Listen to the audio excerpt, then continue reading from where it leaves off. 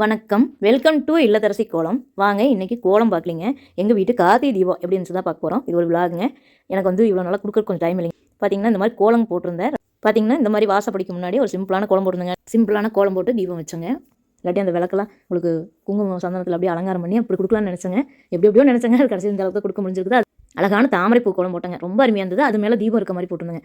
ரொம்ப அழகாக இருந்தது. உங்களுக்கு என்னோட இந்த இல்லத்தரசி கோலம் சேனல் பிடிச்சதுன்னா சப்ஸ்கிரைப் பண்ணி சப்போர்ட் பண்ணுங்கள். என்னோட ஈஸி கலர் கோலம் சேனலையும் பாருங்கள்.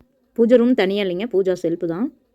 கோலமே போட முடியலனாலும் சிம்பிளான கோலம் போட்டாலும் அது அழகாக வரணுங்க எனக்கு. பாருங்கள் எங்கள் கார்டன்கிட்ட தீபம் வச்சுருக்கப்ப அழகாக இருந்ததுங்க.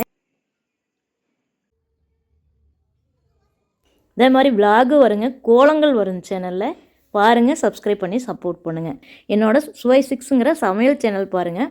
அதில் ஈஸியான டேஸ்டியான ரெசிபிஸ் நிறைய இருக்குதுங்க. தேங்க்யூ ஃபார் வாட்சிங்.